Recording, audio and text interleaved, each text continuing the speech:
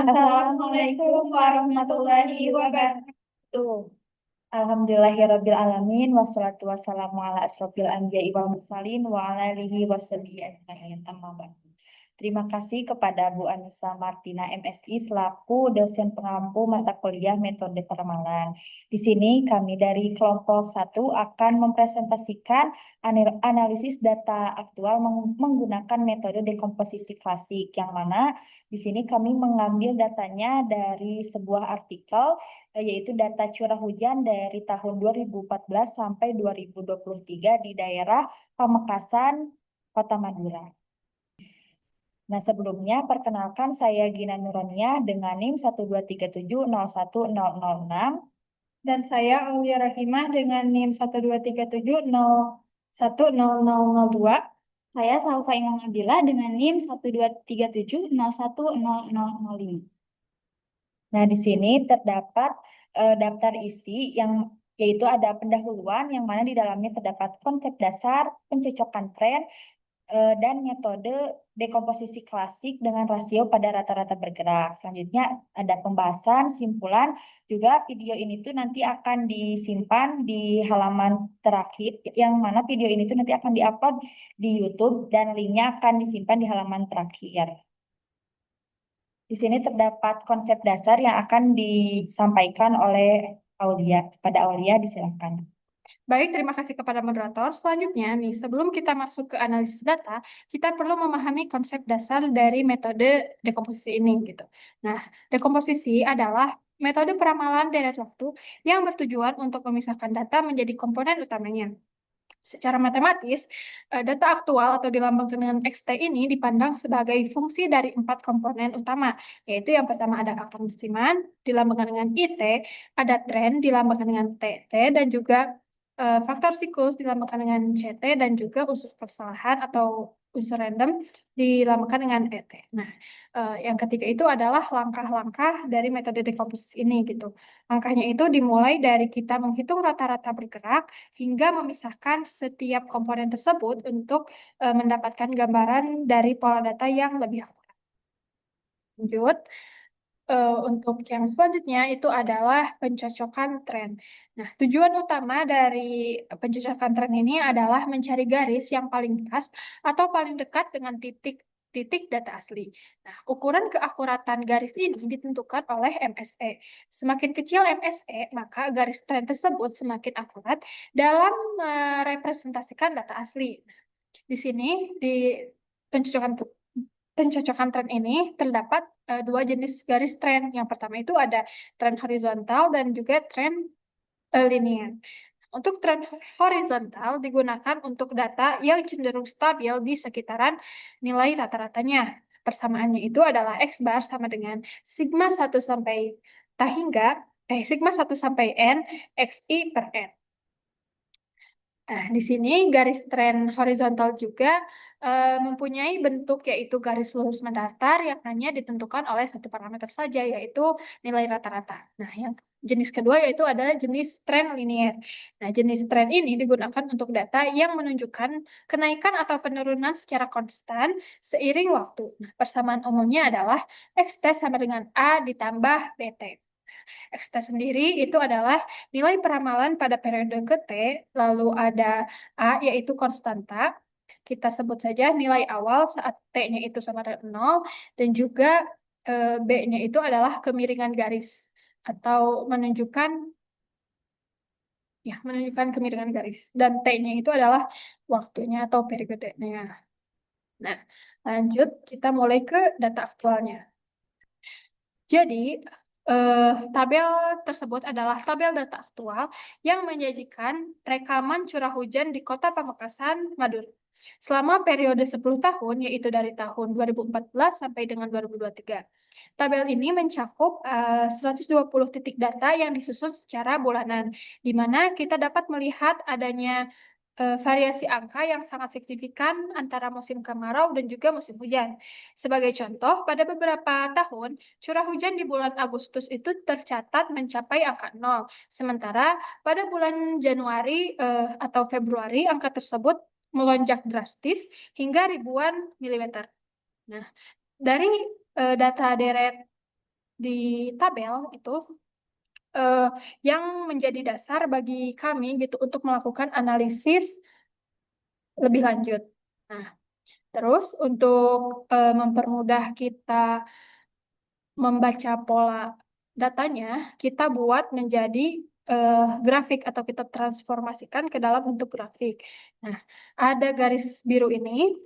Garis biru ini itu bergerak fluktuatif yang mencerminkan realistis data aktual yang memiliki pola musiman sangat kuat.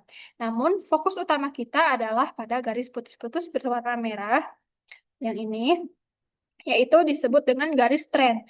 Nah, garis ini merupakan hasil pencocokan linier yang dihitung dengan meminimumkan MSE agar selisih antara data aktual dan juga garis tren sekecil mungkin. Berdasarkan persamaan yang dibentuk, itu didapatkan yaitu persamaannya adalah Y sama dengan min 1,3582X ditambah 2141,9. Nah, dari persamaan ini kita dapat menyimpulkan bahwa secara jangka panjang, curah hujan di Kota Pamekasan itu menunjukkan kecenderungan atau tren yang sedikit menurun yang ditandai oleh nilai kemiringan atau koefisien B yang bernilai negatif. Saya kembalikan lagi kepada moderator. Terima kasih kepada Aulia. Selanjutnya terdapat metode rasio yang akan disampaikan oleh Salpa kepada Salpa. Disilahkan. Baik, terima kasih kepada moderator atas kesempatannya. Di sini saya akan menjelaskan metode rasio, di mana metode rasio pada tren ini menggunakan model multiplikatif, yaitu persamaannya ialah XT atau data aktual sama dengan IT, yaitu musimannya, dikali T, yaitu tren, dikali C, yaitu siklus, dan dikali E, yaitu errornya. Nah, metode rasio rata-rata bergerak mula-mula itu memisahkan unsur tren dan juga siklus dari data dengan menghitung rata-rata bergerak yang jumlah unsurnya itu tidak mengandung pengaruh musiman dan tanpa unsur random. Didapatkanlah rata-rata bergeraknya atau MT itu akan sama dengan tren dikali siklusnya. Nah, karena faktor musiman dan kerandoman itu telah dieliminasi, maka kita peroleh XT per MT, yaitu rasionya ialah IT dikali T dikali CT dikali ET per T dikali CT itu akan sama dengan musiman dikali errornya. Nah, menghilangkan kerandoman dari nilai-nilai yang diperoleh dengan menggunakan suatu bentuk rata-rata pada bulan yang sama. Dekomposisi rasio pada rata-rata bergerak klasik menggunakan pendekatan metode rata-rata medial. Nah, mungkin di sini langsung saja ya kepada perhitungannya untuk dekomposisi rasio rata-rata bergerak. Untuk mencari rata-rata bergerak, pertama kita average-kan dulu periode pertama sampai periode 12, di mana nilai tengahnya itu ada antara bulan Juni dan juga bulan Juli. Kenapa di sini disimpannya di bulan Juli? Karena ketika kita mengaverage-kan data dari periode 2 sampai 13, rata-ratanya itu antara pertengahannya ialah antara Juli dan juga Agustus. Maka kita ambil di bulan Juli. Nah, didapatkanlah hasilnya itu 1545,092 untuk rata-rata bergerak pada periode 7 atau pada bulan Juli 2014. Nah, selanjutnya untuk mencari rasio dari nilai yang sebenarnya terhadap rata-rata bergerak, kita bisa langsung membagi data sesuai yang tadi, yaitu data aktualnya dibagi dengan rata-rata bergeraknya. Contohnya pada bulan Juli 2014, artinya kita membagi data aktualnya yaitu 233,5 dibagi dengan 1545,092. Dapatlah hasilnya itu 15,112. Begitupun untuk seterusnya. Nah, apa sih arti dari rasio dari nilai yang sebenarnya terhadap rata-rata bergerak ini? Ketika angkanya itu 100, berarti pada bulan tersebut nilai curah hujan itu sama persis dengan nilai trennya atau normal. Ketika angkanya di atas 100, maka pada bulan tersebut curah hujan itu lebih tinggi dibandingkan rata-rata tren tahunannya. Dan jika di bawah 100, maka curah hujannya itu akan lebih menurun atau disebut juga dengan musim kemarau gitu. Selanjutnya, ini juga sama datanya karena yang kita ambil itu 10 tahun, maka data yang adanya itu 120. Nah, selanjutnya di sini ada grafik rasio rata-rata bergerak. Kita ngeplot dari tabel yang tadi, di mana di sini ada data aktual, ada rata-rata bergerak, dan juga rasionya. Nah, dari grafik tersebut dapat kita simpulkan bahwa variansi musimannya itu sangat kuat karena jaraknya antara puncak data aktual dengan trennya itu menunjukkan bahwa faktor musiman itu jauh lebih dominan mempengaruhi curah hujan dibandingkan tren kenaikan tahunannya. Dan juga polanya itu berulang, di mana puncak-puncak pada data aktualnya itu muncul secara teratur dalam interval yang sama yang merepresentasikan musim hujan. Dan juga kestabilan trennya itu cenderung bergerak stabil di kisaran 2000 dan juga 3000, yang berarti secara jangka panjang rata-rata curah hujan di wilayah tersebut itu tidak mengalami kenaikan atau penurunan yang drastis. Artinya, data tersebut itu stasioner dalam rata-rata. Nah, selanjutnya ada rata-rata medial dan juga indeks musiman. Rata-rata medial ini ialah nilai rata-rata untuk setiap bulan setelah dikeluarkan nilai terbesar dan juga terkecilnya.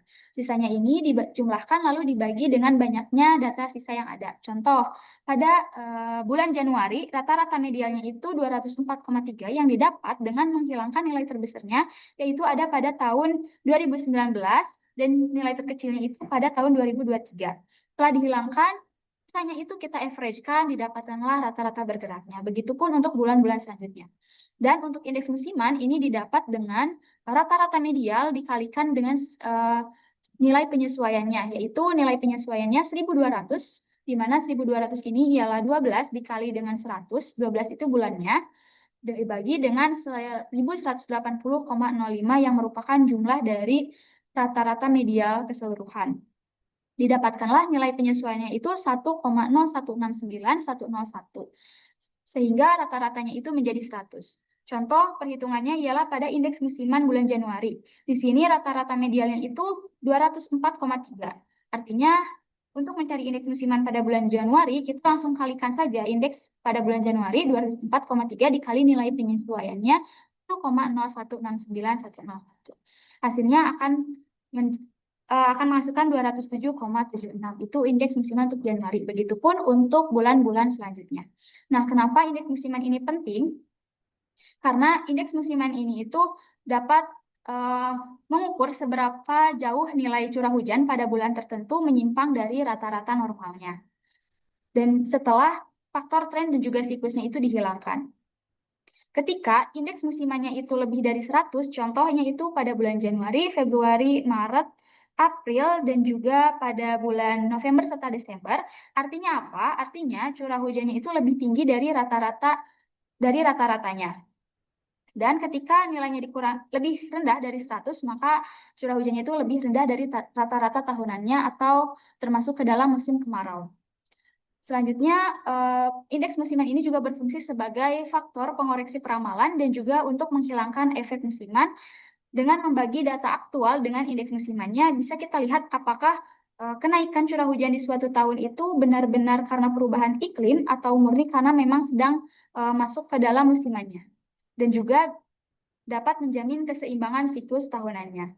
Nah, indeks ini itu berfungsi memastikan bahwa dalam satu siklus 12 bulan, total fluktuasinya kembali ke titik seimbang. Bisa kita lihat di sini, indeksnya itu akan kembali ke titik seimbang, yaitu 1200.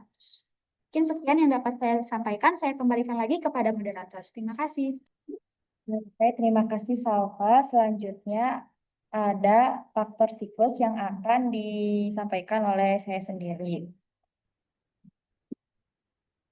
Nah, di tabel ini yaitu terdapat rata-rata bergerak, tren, faktor siklus, yang mana kalau rata-rata bergerak ini tadi udah disampaikan oleh Salva untuk cara mendapatkannya. Yang di sini terdapat tren ini dari mana, yaitu tren itu merupakan dari si data yang ini kita dapat mencari tren menggunakan faktor regresi. Kalau misalnya kita ingin mencarinya secara manual, tapi kalau menggunakan grafik bisa seperti yang ada di contoh ini.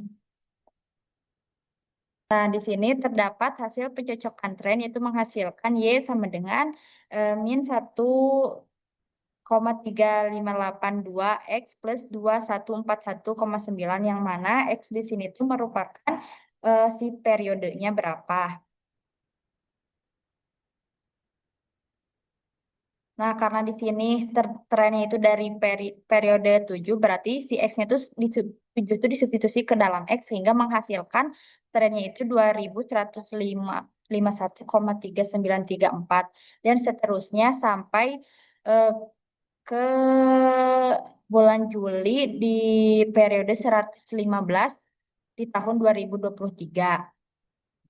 Nah,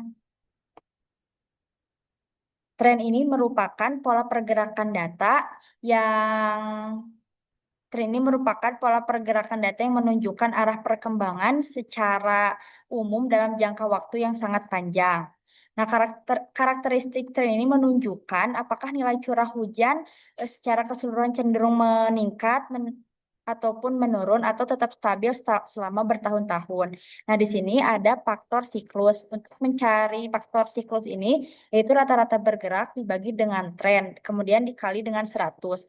Nah, siklus ini adalah fluktuasi atau gelombang naik turun di sekitar garis tren yang terjadi dalam jangka waktu menengah. Nah, biasanya itu lebih dari 1 tahun. Jadi, eh, siklus ini berbeda gitu dengan musiman, yang mana untuk musiman tuh berulang tepat setiap 12 bulan, sedangkan siklus memiliki durasi yang tidak tetap gitu, bisa 2 atau 5 hingga 10 tahun.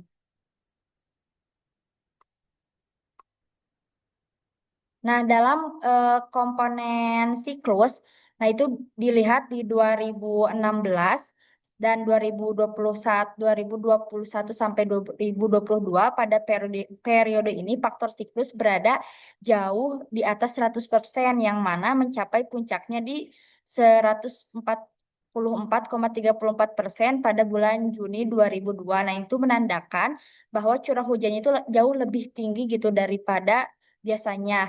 Nah, sedangkan pada periode 2014 sampai 2021 sampai 2022, maaf, terjadi pada periode 2014 sampai 2014 dan 2018 sampai 2019, di mana faktor siklus itu kering karena berada di bawah 90%. Nah, misalkan ini di 2018 di bulan Agustus. Nah, karena di sini juga datanya 0 dan siklusnya juga kurang gitu dari 100%, yang mana di 2018 bulan Mei sampai Desember itu menandakan kering gitu sampai 2019 juga. Nah, untuk di dalam grafik faktor siklus, nah di sini tuh grafik menunjukkan adanya beberapa puncak ekstrim yang sulit diprediksi. Nah, seperti di Desember 2020, nah nilainya tuh sampai ke 8.681,5, yang mana nilai ini jauh melampaui garis rata-rata bergerak maupun tren, yang menandakan adanya pengaruh anomali cuaca sesaat seperti adanya badai ataupun fenomena cuaca ekstrim lokal. Sekian untuk faktor siklus. Selanjutnya terdapat kesimpulan. Nah, berdasarkan hasil dekomposisi klasik terhadap data curah hujan tahun 2014 sampai 2023, dapat disimpulkan bahwa curah hujan di wilayah Pamekasan Madura didominasi oleh pola musiman yang sangat kuat dengan puncak di awal sampai atau akhir tahun dan kekeringan ekstrim di tengah tahun, yang didukung oleh tren jangka panjang yang cenderung meningkat secara stabil dari tahun ke tahun. Fluktuasi data menunjukkan adanya faktor siklus yang signifikan, di mana periode 2016 dan 2021 sampai 2022 menjadi fase paling basah, dan nilai faktor siklus mencapai puncak di angka 144,34%. Sementara periode 2018 sampai 2019 menunjukkan anomali siklus kering yang lebih rendah dari rata-rata trennya.